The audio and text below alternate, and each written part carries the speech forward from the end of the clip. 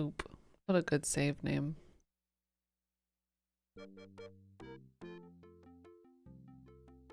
Okay, so pretty much yesterday all we did was mosey around here for a long time and talk to people a lot. But I feel like we're still missing something. We picked up a glass, which is rad for us to eavesdrop eventually. But I think that there's something we haven't talked to somebody about that's important that didn't seem important to me. So we might just go through all of the things, because they'll tell me if it's something that they've already talked to me about, so I can skip through.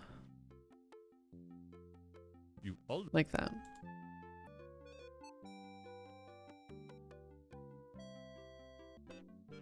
Neatly stacked.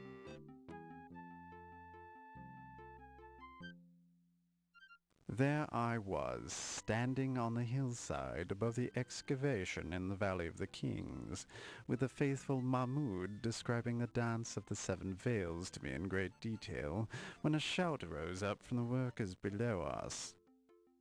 Sensing an important discovery at hand, since I have a sixth sense about these things, I scurried downhill to see that a step had been uncovered in the sand. It turned out to be the entrance to the Temple of Amon Ra.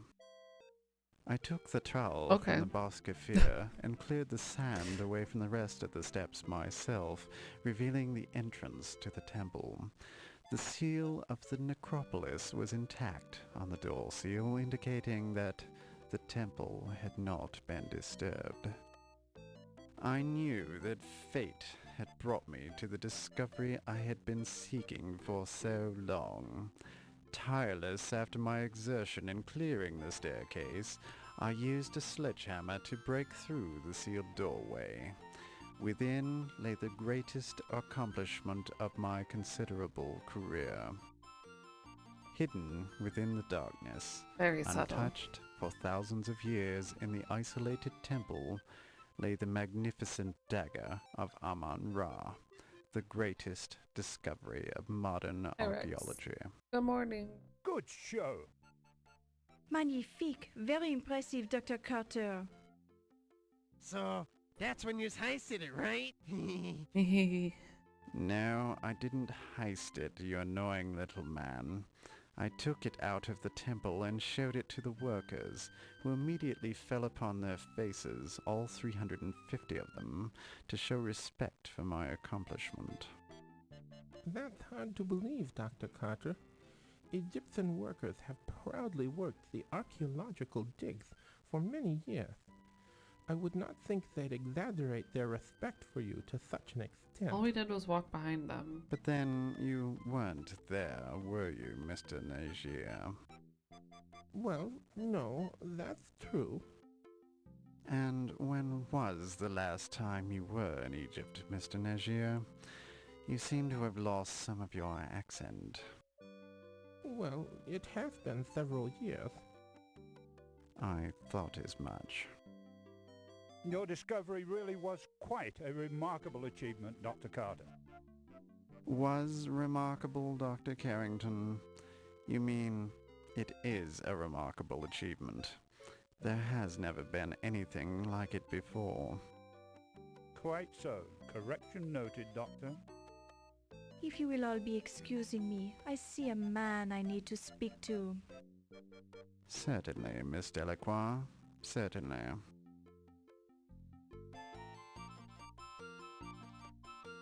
Okay. I don't know exactly what triggered it. If I just had never walked behind this group. Boy, did he bet. Yeah. She's some dish, ain't she? Yes, those Frenchwomen really have something. I don't think my wife would ever have done it in a mummy case. In my vast experience of women from different lands, I tend to agree with you, Mr. Niger. I balked when a certain French woman suggested we have a deep conversation on the back of a dinosaur, but I was pleasantly surprised by the results.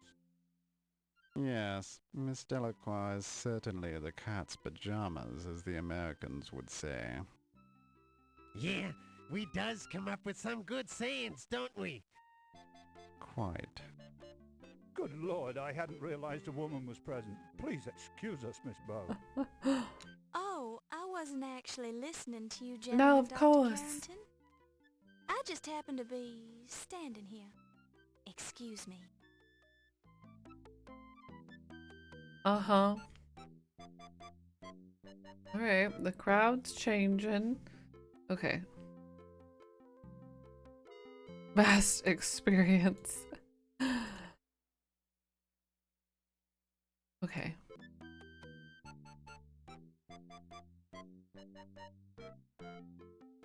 Do we have any new blips in our notebook? While this...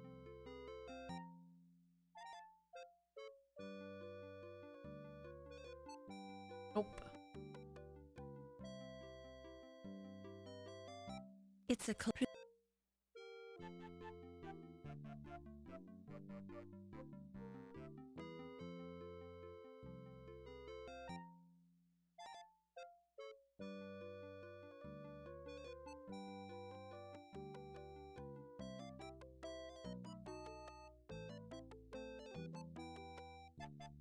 I don't have time. Oh. Oh.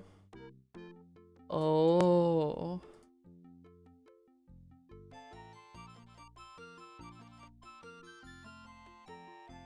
Anyone else we can eavesdrop on? Probably. Maybe? I think maybe now we can try to go to that back room again. Ryan, Oh, what the I'm hell? having the hardest of times keeping my hands off you. Not here, Yvette. There's too many people. They are not important. You are the most powerful man here, my Ryan. What about that Carrington guy? He's president of this museum. The doctor, he is old and weak. You are the young one and strong. And what would you be wanting, Miss Bow? Oh, well, I thought I heard you call my name. You must have been hearing things. I didn't even mention your name. Oh, sorry.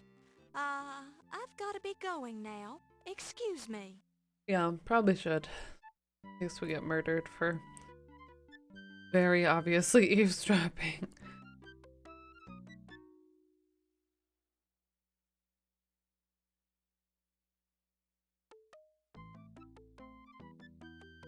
Oh, wait, different now.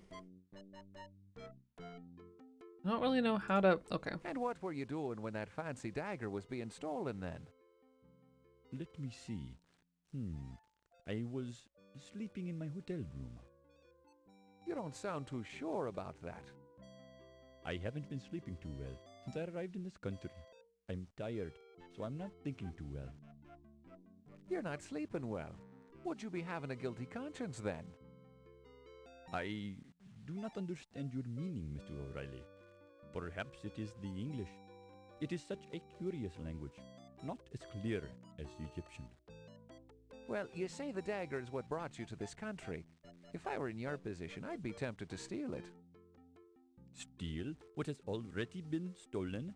The Dagger of Amon Ra belongs to the Egyptian people, Mr. O'Reilly, not to Dr. Carter, not to this museum, and not to this country. I'd be watching what you're saying, Dr. Smith. You're digging your hole deeper with every word. Amon Ra will seek his own vengeance on those who have removed his dagger from Egypt. Amon Ra does not require my help. You say you were sleeping when it was stolen. Were you alone? That, sir, is none of your business. Ah, that's where you're wrong, Dr. Smith. It is my business as long as you're a suspect in the burglary. A suspect? Do you Americans have no shame? I'm here to gain the return of the dagger by legal means. Ask Dr. Carrington. I have talked to Dr. Carrington, and I know he told you no dice. The matter is not settled until the last camel drinks from the water of the oasis. What's that? Some kind of Egyptian double talk? Excuse me, sir, but I see a turkey leg on the buffet table that requires my attention. Okay, we're back to this group.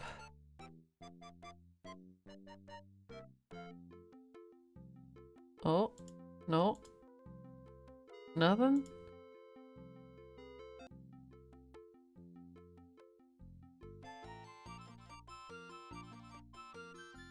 you want to know my theory about it, I think it was stolen by an Egyptian. No offense to your people, Mr. Nagier, but I think there is a secret sect of Egyptian sun worshippers who have sent an envoy here to steal the dagger. Countess, I hardly think that's likely. Secret sects like you're describing haven't existed in hundreds of years. Oh, really? And what makes you such an authority on secret sects, Mr. Nagier? Well, I am only expressing my opinion, madam. I'm certainly not an expert on the subject.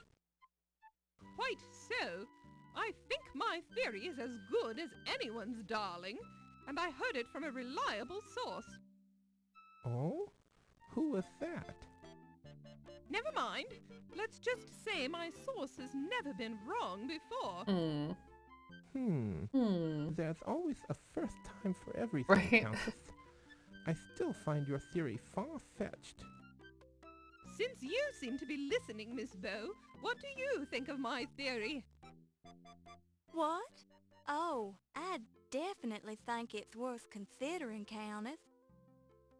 There, you see, Mr. Nagier, the press takes me seriously. Of course, it is kind of far-fetched. Huh, well, I never. Excuse me. Oh, did I say something wrong? I'm sorry. Did I just make fun of that guy?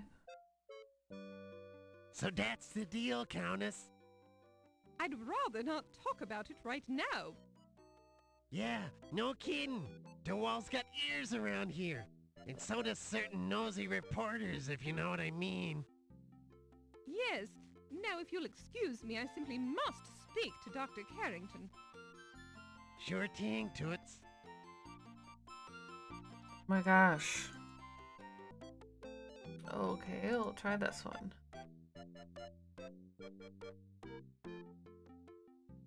Well, ain't you the hoity-toity dame these days? I almost didn't recognize you with your clothes on. Excusez-moi, am I knowing you, sir? Ziggy's my moniker. You gonna pretend you doesn't know me? Ah, you are making the joke with me, no? Perhaps you have confused me with someone else? I ain't joking. You're Yvette Delacroix. I'd know that body of yours anywheres. I am sure I am not knowing what you mean, Monsieur Ziggy. Oh, I get it. Yous is worried one of these hi-hats is gonna hear us, right? Oh, okay. I'm clued in. We can talk later. Uh-huh. Are you enjoying the culinary delights this evening, Miss Delacroix? This food, it is adequate. I do not eat so much. This way I maintain my figure, no? Ah, yes. And a lovely figure it is, Miss Delacroix. Merci, Dr. Carrington. You are so kind. I feel we've known each other long enough. Please call me Archibald. As you wish, Archibald. I am yours to command, as always. Miss Bow, is there something I can do for you? Oh, no. I was just admiring Miss Delacroix's dress. Merci, Miss Bow. And your gown, it is a bit out of date, but charming nonetheless. Thank you, I think.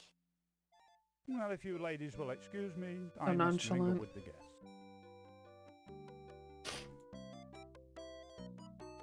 Well, well, look what the leprechaun's dragged in. Hey, now watch what yous calls me, O'Reilly. I don't know what that leprechaun thing is, but I don't like the sound of it. I'm sure you've been called worse things, smart guy. Only by low-class type poisons, O'Reilly. By the way, ain't you afraid of being seen with me? Cops talk to stoolies all the time, and I was wondering what you're doing here. I'm a big patron of the arts. That's the kind of high-class guy I am. You don't even know what the word patron means. I does too. Okay, what does patron mean? Hey, Ain't that the countess I see over there? I needs to talk to her.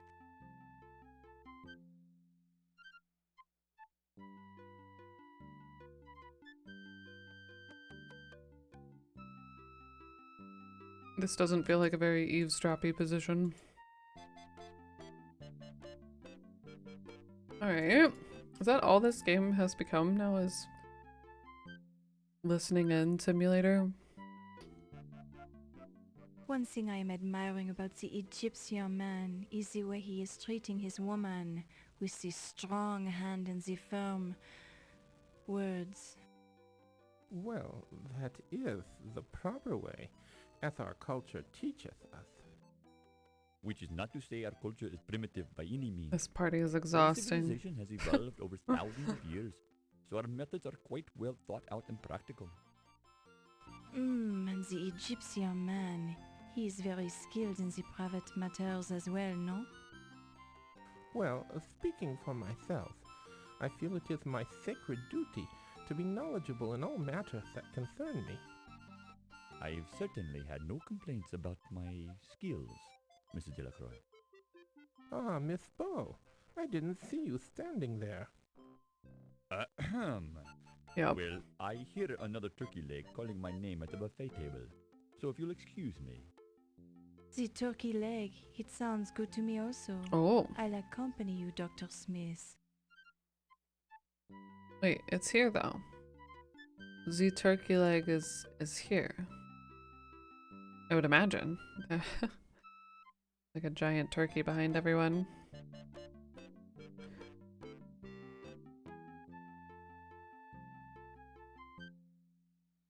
Hi, ladies.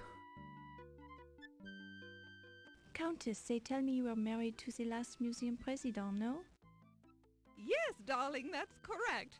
Sterling Waldorf Carlton was such a charming man, and so wealthy. My heart is just an empty void without him. Yes, Sterling was such a nice man. It's too bad that he's worm food now.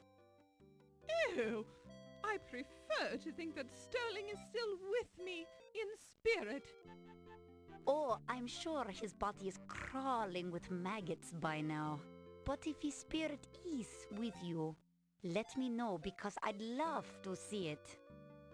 It is hard to lose a loved one, no? I understand you were only married this short time, Countess. Yes, I had only 2 short but charming months of married life with Sterling before he died.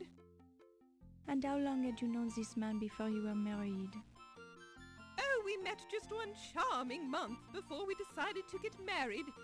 It was love at first sight. Very charming. Where did you meet him? Oh, I had only been in this country a few weeks when I met Sterling on an offshore casino ship. It's quite legal to drink and gamble there, you know, and all the right people attend. Sterling was so charming, he just swept me off my feet.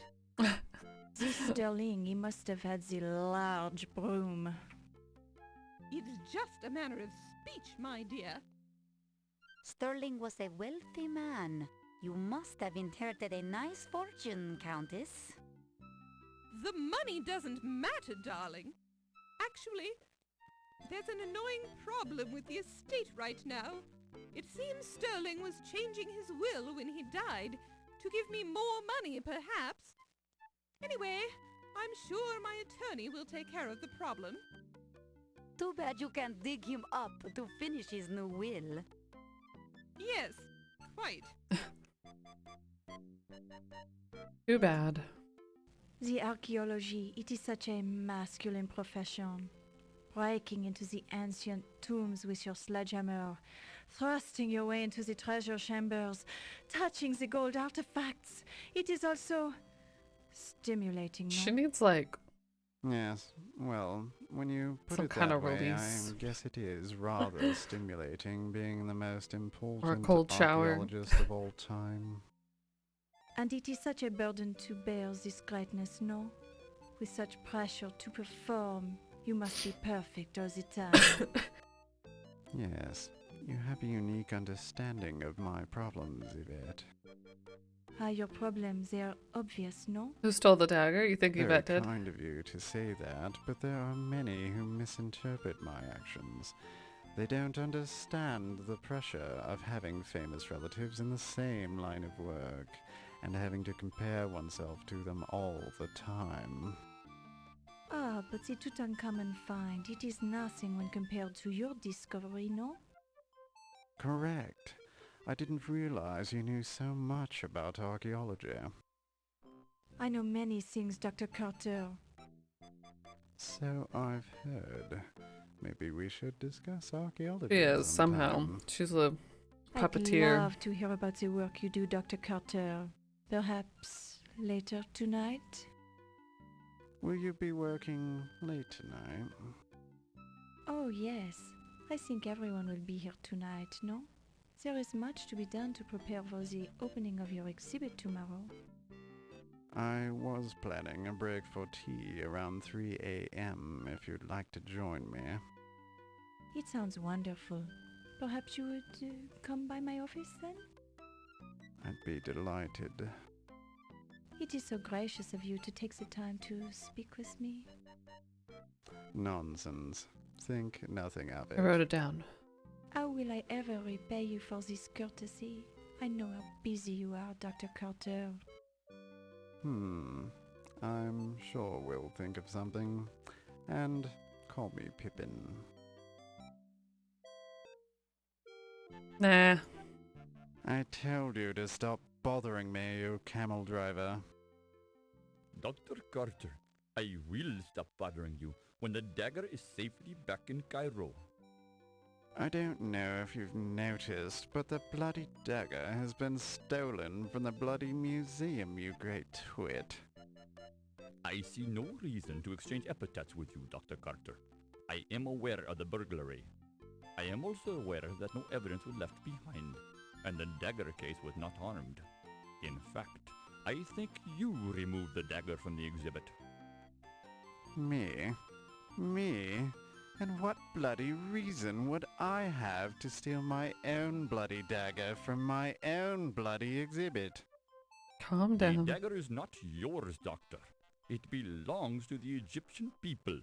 As to why you stole it, I do not pretend to understand your twisted American thinking. Perhaps you wanted to keep the dagger for yourself, in your own private collection. Perhaps I should ask why you're shifting the blame onto me, you insignificant peasant. It would be very clever of you to steal the dagger, then stay about to start rumors about someone else stealing it. Only an archaeological thief would make such an accusation, Doctor. Now I'm sure that you stole it for yourself. I did not. Yes, you did. Did not? Did. Did Nuh-uh. not. Did. Gentlemen, please. Who asked you? Mind your own business, you nosy reporter. But I have more important things to do. Our discussion is far from over, Dr. Carter. That's what you think, you malodorous buffoon.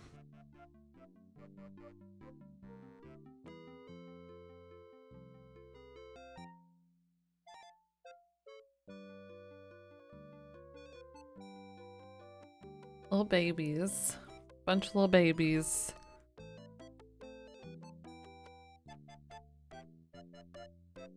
It is a bit. I think we're gathering information very slowly. Wait, who is this? Is this a detective? Did he always have boots on? You're Oh. interested in the great art, no? Then you should come with me this evening. I'll give you the personal tour of the old master's gallery. Well, Is this I Steve? guarantee that you will not be wasting your time. You will enjoy it very much.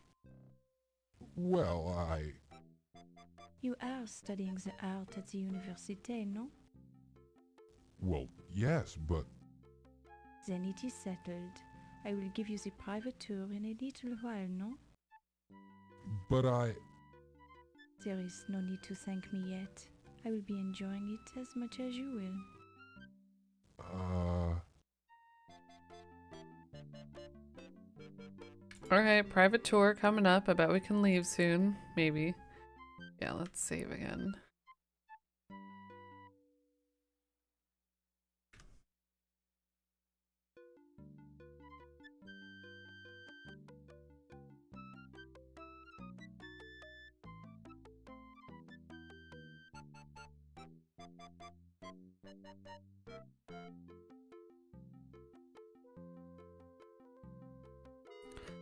Odd that there's nobody over here. You hear nothing? Maybe it's time to leave. Nobody here. Get some turkey. The food and champagne.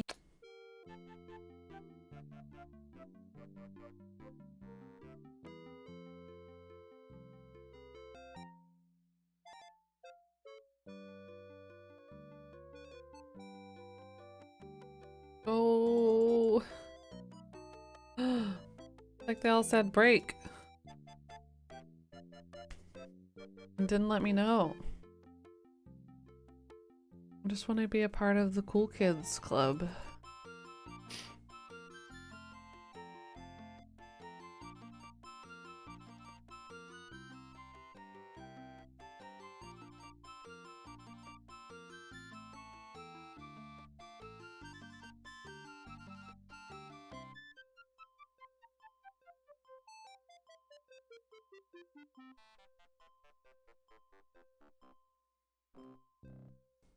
Ugh.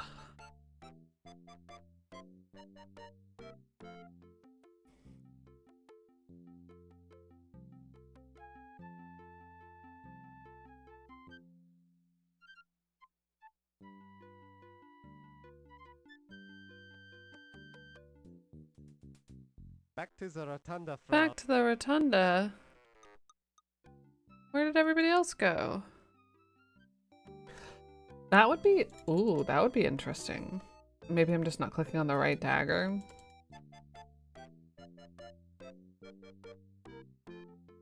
Oh my god, I bet you're right.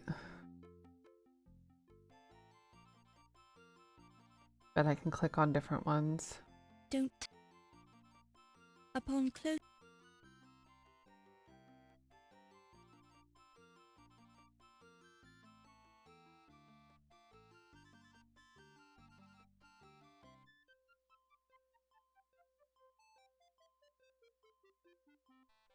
It looks just like... You can't... The dagger shows...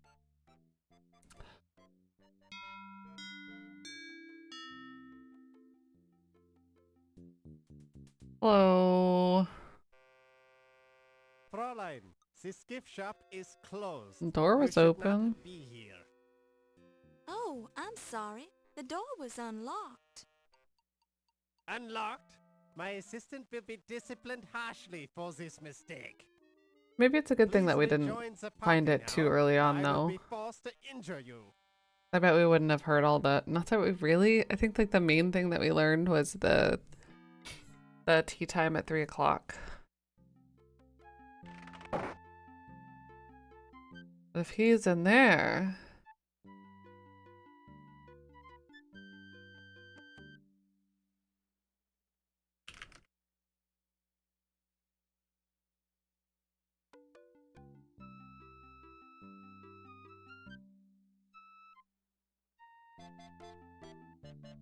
And maybe now we can go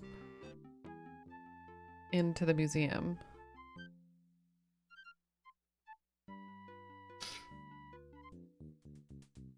Back to the rotunda, Fräulein. The rest of the museum is off limits. And you are spooking their mastodons. Okay. Teleport police officer.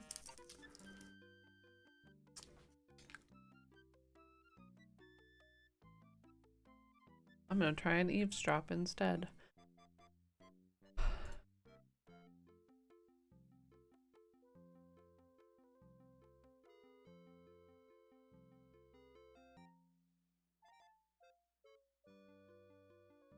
You hear...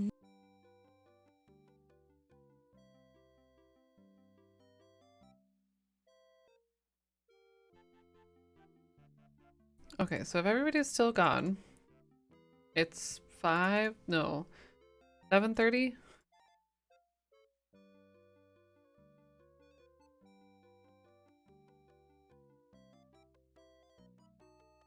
Oh, hello.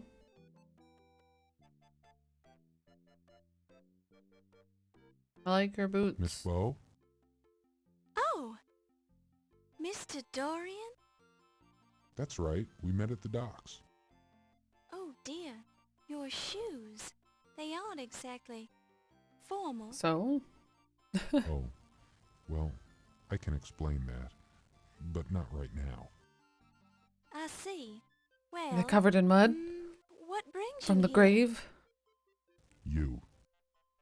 Oh, me? You told me you'd be here tonight. Oh. And, well, I thought we should talk. Oh, about what? You.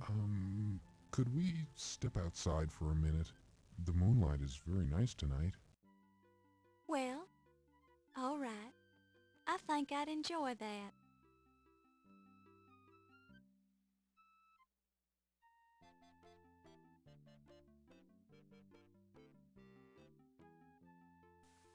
Are we dead? We're totally dead, aren't we? Taking suspiciously long. I just wanted to explain to you How cute! who I really am. I'm a prince. You're not Steve Dorian? Well, yes, I am Steve Dorian, but I felt like I didn't give you the most accurate impression of myself when I met you earlier today. But, gee willikers, I'm just not used to meeting Gee attractive willikers. ladies on the docks. I wasn't down there looking for a man. I'm a professional journalist working on a story. Oh, well, yes, of course you are. I didn't mean to imply anything. In fact, I was very impressed with your professionalism and with your smile. I just didn't want you to think I'm a common stevedore. Well, I'll admit I was wondering what a stevedore was doing at this ritzy museum fundraiser. My stevedore job pays the bills, but I'm aiming for a career as an artist. However, I'm really here because Oh man. I'd hate myself for the rest of my life if I didn't try to see you again. Maybe I'm a fool, maybe He's you so think we're too dead. different, but I had to try. Well, I'm very flattered. Are you always this nervous? I'm not very good with women. I spent all my time working ever since I was 10 years old, when my father died. I've never had a chance to date very much. Lately, I've spent my free time going to school. I'm starting to think we're more alike than I first thought. My mother died when I was very young, so I was raised by my father. Somebody's getting stabbed right What now. kind of an artist are you? I'm a painter, and I do a little sculpting. How interesting. But I think that an artist would know enough not to wear work boots with his tuxedo at a formal party. Oh, I said I'd explain that, didn't I? I was hoping nobody would notice. Somebody I had to blow mistuned the 2 weeks' pay radio. to rent this tux, but I didn't have enough left over to rent the fancy shoes. It's just that I had to see you again. You spent all your money just to see me? My goodness, Full of shit. I don't know what to say. Say you'll have dinner with me some evening. I may seem a little odd, but I promise that I'm harmless. I'd be honored to spend an evening with you and show you the sights around town. Well, I don't usually, but you've gone to a lot of trouble to find me. I think I can trust you. Sure, that means you can trust Really? him. You'll do it? Oh, thank you. You won't regret it. I'll make it a memorable evening. I'll paint for you. I'll dance for you. I'll sing for you. Anything you want. Well, I don't know if I love or there's hate no him. need to get carried away. Let's see how dinner goes first. Of course. You're absolutely right. I don't seem too anxious, do I? Maybe just a bit, but that's okay. Okay. I'll take a deep breath and calm down. I'll be fine. I'll do whatever you want. I think this is the beginning of something important, Steve. Oh boy. I like you already. It's all getting a little cringy. Whoa! Let's go back to the party, Steve. I've got work to do.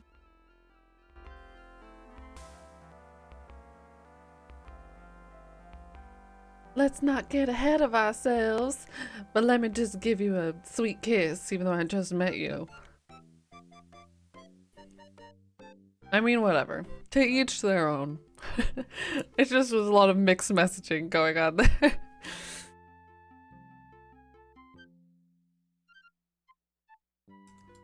Alright. Well, who's dead? Somebody's dead. That was a long distraction.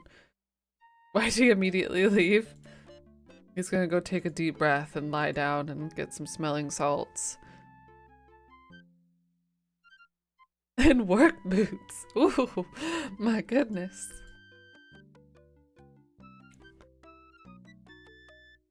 Get it together, Laura. Jeez.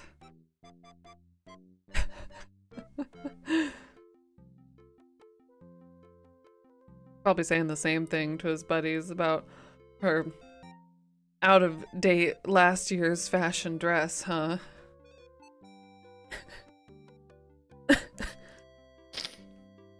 Oh gosh.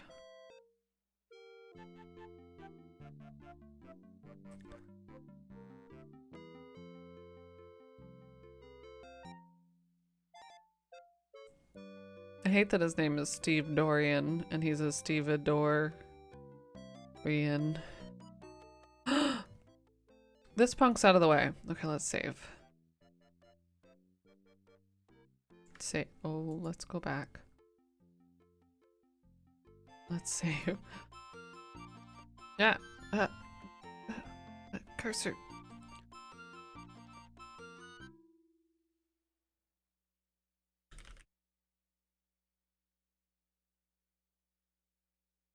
Is it AY or EY? I don't remember. I think it's EY, but oh well.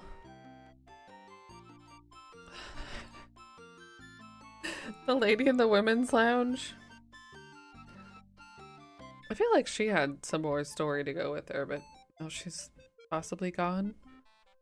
Steve Borian, Steve Snorian, Steve Chorian, like a chore. I like them all. Okay, we just saved. This is a mastodon, one of the early mammals. Technically, the mastodon is not a dinosaur at all, but since they date back to prehistory, they're included in the exhibit. This particular example of the order Proboscidea is the Mammoth americanus, or North American mastodon. Steve The chief feature Corian. which distinguishes this shaggy beast from the elephant and the woolly mammoth are its molar teeth. Steve Midichlorian. Wait. That might be a good thing.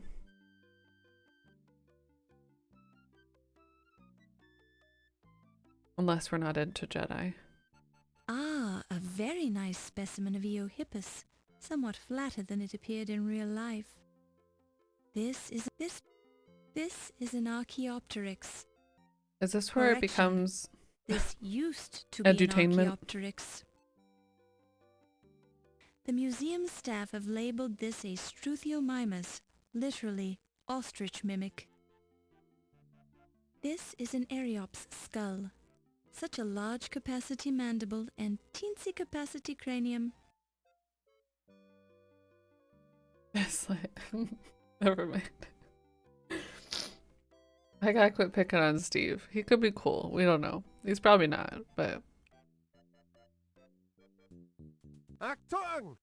Terrorists are not allowed in this room at this time. You are disturbing the paintings. Raus! You leave now! Mach schnell! But okay, so we made one room of progress. You hear nothing. You hear no. You hear. You look pretty thirsty, little guy.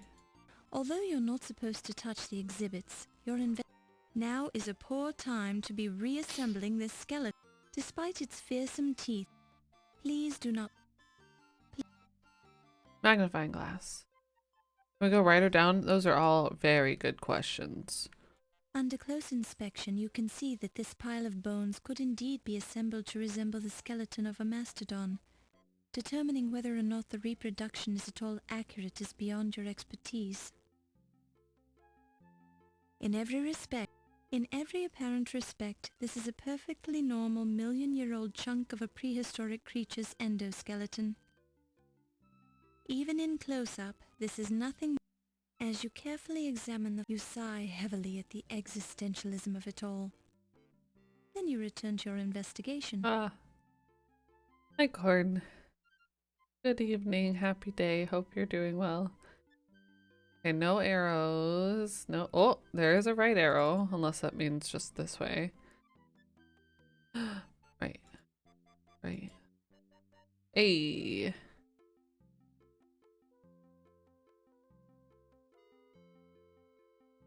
Look at the baby dinos. In this diorama, 2 baby triceratops are emerging from their eggs.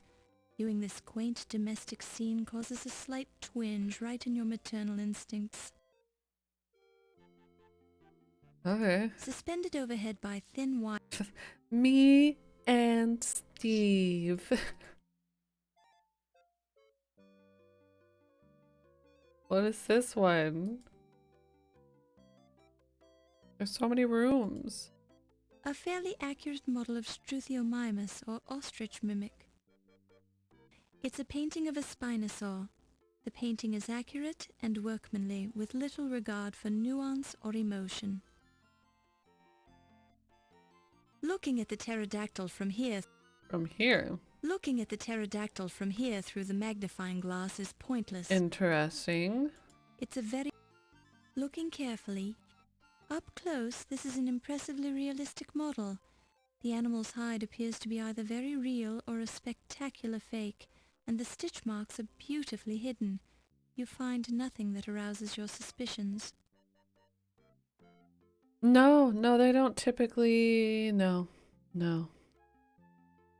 Hey, Heat Under. I think it's not current, but it's still accurate.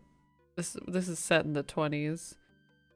I say that. I don't know enough about the naming of I mean, I believe that a Triceratops is still a Triceratops, but I know that there have been changes in the past 100 years.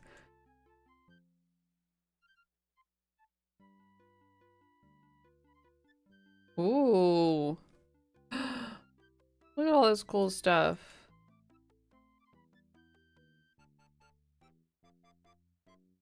A rare 17th century English tapestry which tells the story of Teutonic warrior cockroaches that crossed into England from Germany and besieged the castle of Rochford-on-Essex. Although the cockroaches managed to storm the castle walls after a 90-day siege, the knights of the castle managed to squash the invaders when they reached the castle's inner keep. Since that great battle, the castle of Rochford-on-Essex has been free of cockroaches. Unfortunately, it has also been free of humans. 1 year after the great battle, everyone in the castle died of the plague. Shortly afterward, the castle fell into disrepair and sank into the swamp. Wow. Here in this scene. I know, we're just gonna go through and get a bunch of questionable history lessons. Nope, nobody died since yesterday except Laura's willpower to resist Steve. A house pet, tastefully prepared for battle in 16th century armor. A fine example of Maximilian armor, made in Germany in 1505. She does. The steel has a characteristic silvery color. Maximilian armor was first used in Milan, which set the fashion for all Europe in matters of dress and armor. The suit of armor is empty. The suit of armor feels like cold steel and it sounds hollow. Interesting that this one's pointed out to be empty. The helmet on this Italian suit of armor, circa 1460, is interesting because it's a barboot which lacked protection for the lower part of the face. The barboot is sometimes called the barboot sallet because, like the 15th century sallet, it doesn't enclose the whole head, offering most of its protection to the top. Unlike the barboot, however, the sallet is often characterized by a reinforced forehead plate and an elongated pivoted nape defense. Yeah. It is, however, difficult to differentiate between the barboot, the sallet, and the bassinet. The shallow barboot resembles the sallet, while the deep barboot resembles the bassinet. Then again, who really cares? Right, yeah. I guess the rest do, yeah. Yeah, the quality is pretty bad. The T's and S's are really harsh. In particular with the narrator, I feel like, for whatever reason. The armor of Anne de Montmorency, Constable of France, worn at the Battle of San Quentin on August 10, 1577. Thin and comparatively light, 50 pounds, it was worn by a man of 64 years, which was quite old for that time. This armor is a 3/4 fighting suit. Its illustrious occupant met his death at the Siege of Saint-Denis in 1567, at which time the armor came into the possession of the first Earl of Pembroke, who led the English knights into battle.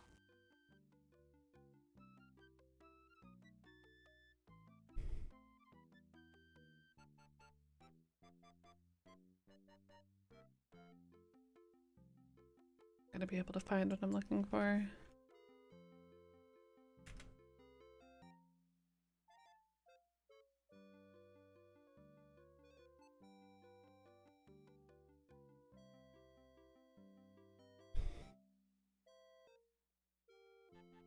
Some of them are made up and others...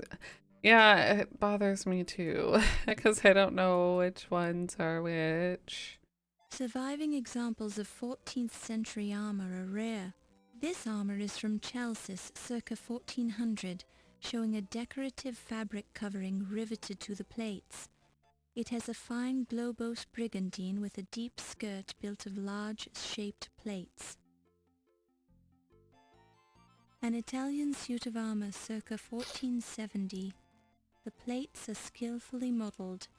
The helmet is of a type known as a salade, introduced in Italy and Germany. The salade helmet was elongated and pointed in the rear, normally worn with a neck and face defense called a mentonnier. The mentonnier's lower section was fastened to the breastplate and protected the neck, while the hinged upper part cupped high enough to protect the chin, nose, and cheekbones.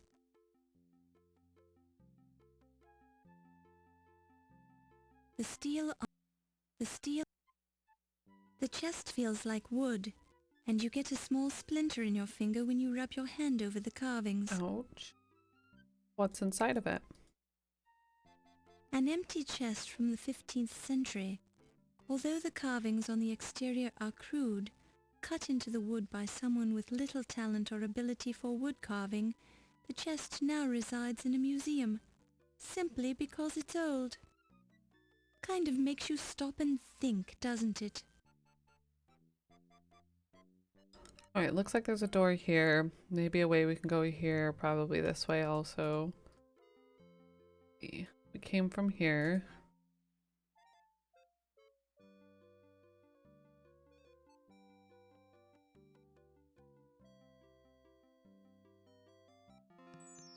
Oh! Topical. The mummified corpse of Amenophis III, also known as Amenhotep III or Memnon by the Greeks. He built large temples to Amon Ra, both at Karnak and at Luxor. We learned a little bit about him in the 5th year of his reign, Amenophis marched into Nubia to quell a mighty rebellion. He also ruled over the Mesopotamians, since his kingdom was quite large. We also know that Amenophis was a mighty hunter who slew 102 lions during the first 10 years of his reign in his spare time. Now he's dead. Yep.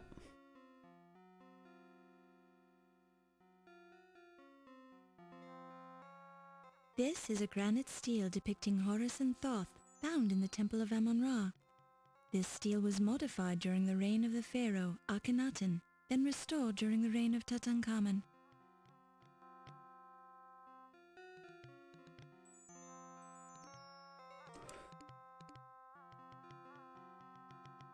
The placard says, "This is a granite steel depicting Horus and Thoth, found in the Temple of Amon Ra."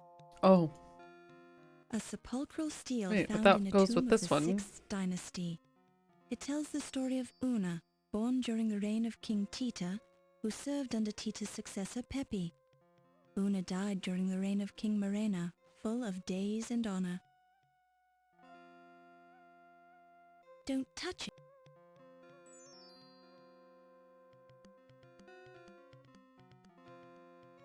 A sturdy window that looks out on the city of New York. New York. What does this one say? Is it in the right place? It looks remarkably like a glass case in the shape of a pyramid. A small card informs you that this case contained the famous Dagger of Amon Ra, which is now missing. Can I open it? Oops! Congratulations, you've cracked the case of the Dagger of Amon Ra. Oh no! That's probably evidence. Don't. I leather soup. Man. Oh man. That was a decision that I made. Let's save. Oops. Thanks, Dragon Smoke. Happy Thursday. Hope y'all are doing well. I did it. Progress.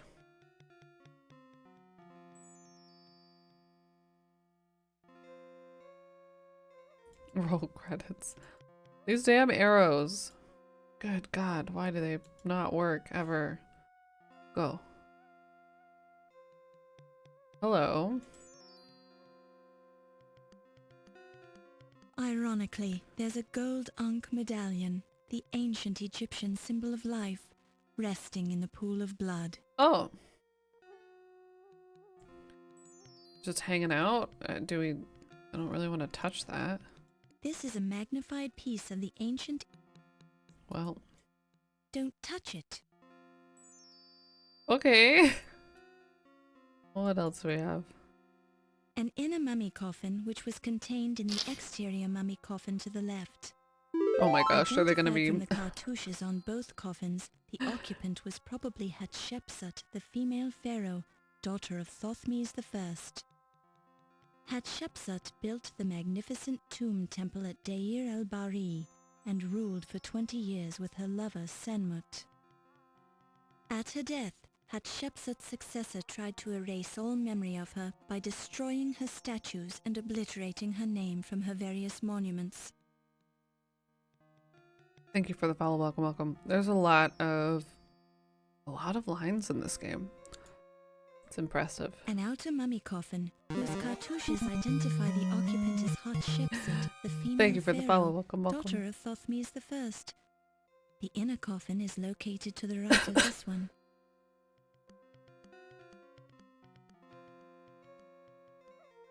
A mummy coffin built during the 19th dynasty. Inside and outside, both coffin and cover are decorated with large figures of gods, vignettes, and inscriptions from the Book of the Dead, as well as emblems and decorations painted in bright colors. Neato.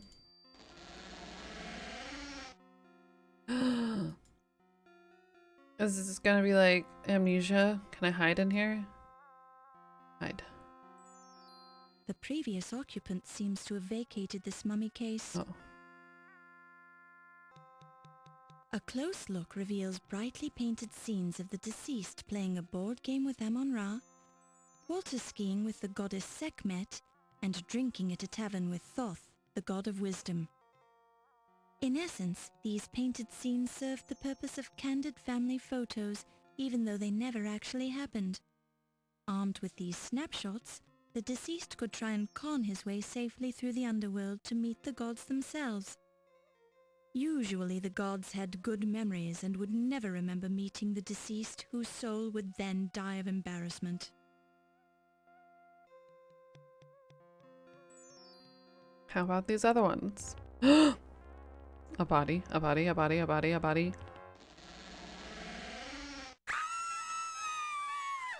Did our dress change? Hey, it's this guy. You don't want to touch this dagger. Um, The red fluid appears to be blood. This might explain Dr. Carter's pale appearance. hi, Living Runs. I think he's fine. I think he's A close fine. look at the dagger reveals the words, made in Pittsburgh. It's one of the fake stamped ones. on the part of the blade that is not buried in Pippin Carter's chest. To your naked eye, the rough surface of the dagger handle doesn't appear to hold any fingerprints, but that's something for the coroner to examine in detail. There are no signs of scratches or bruises on his flesh. This could mean that the murderer, assuming this wasn't a suicide, Probably wasn't a knew suicide. Dr. Carter well enough to get close and stab him without arousing any suspicion. Or it could just mean that Dr. Carter was completely taken by surprise when someone assaulted him from the shadows. He does look kind of like Gomez. I like it.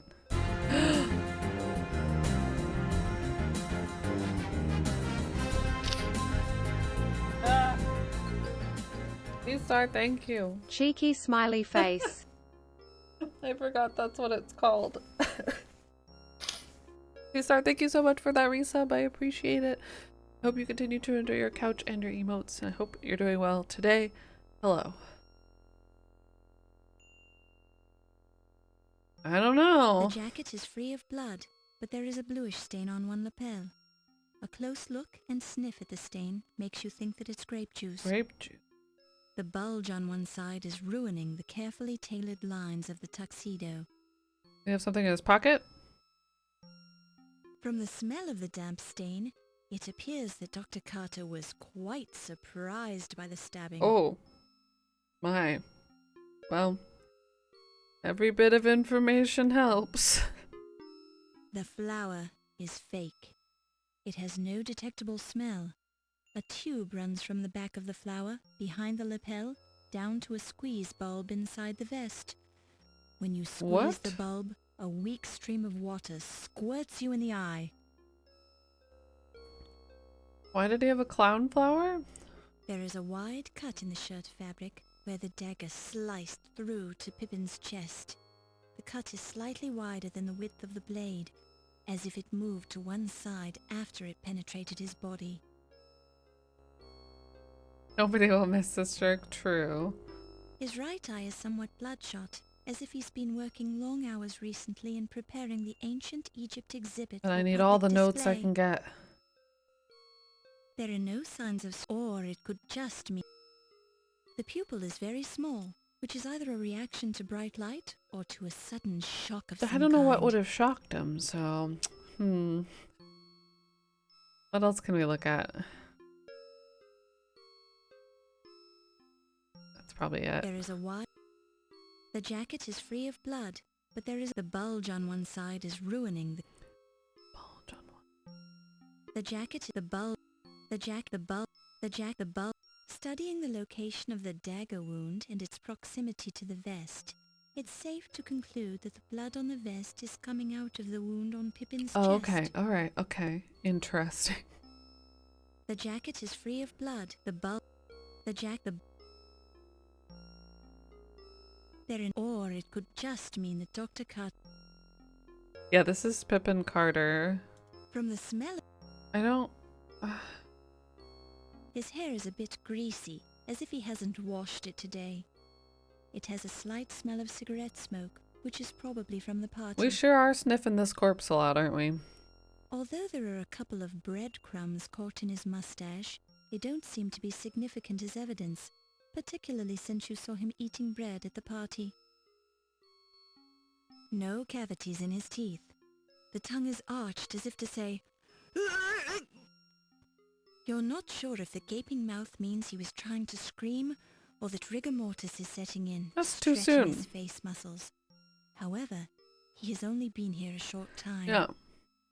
Pippin isn't breathing, but you detect the smell of garlic on his breath. It isn't a pleasant smell. So he's not a vampire. Nice sandwich. This is not the dagger, no. This is a Pittsburghian Ra dagger. But we can't take it. You don't. You hear a disturbing gurgling noise when you poke Pippin in the chest. Can we fix his hair? It feels greasy to the Ew. touch. His ear feels cold. Keep your finger. Not out. I mean in. On. I'm trying to get my super sleuthing skills. What about... Okay, I'm trying to go for the pocket. That. Okay. The game... Yep. When you reach into Pippin's tuxedo jacket, That's what... you okay. find The a arm was the notepad right in his place inner to pocket. click. A notepad. You pick it up and place it in your purse. Yes. See, we needed to poke it. I'm telling you, it's all for the science. I'm a professional detective reporter.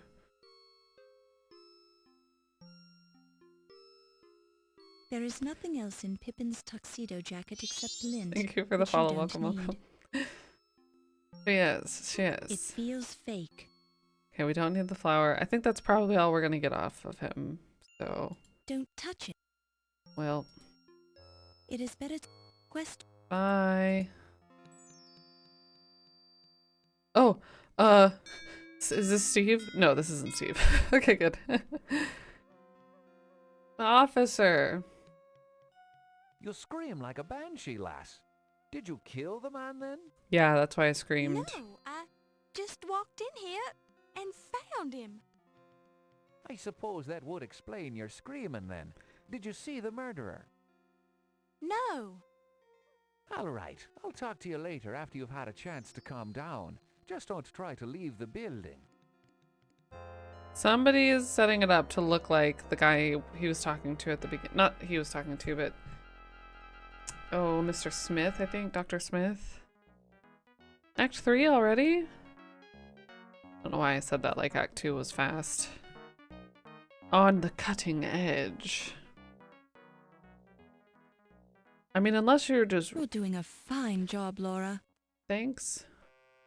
Inner monologue. Having already interrogated the guests, Detective O'Reilly is now discussing the murder with the staff members as they leave the party. It would be best if you don't interfere. Oh, but I want to interfere.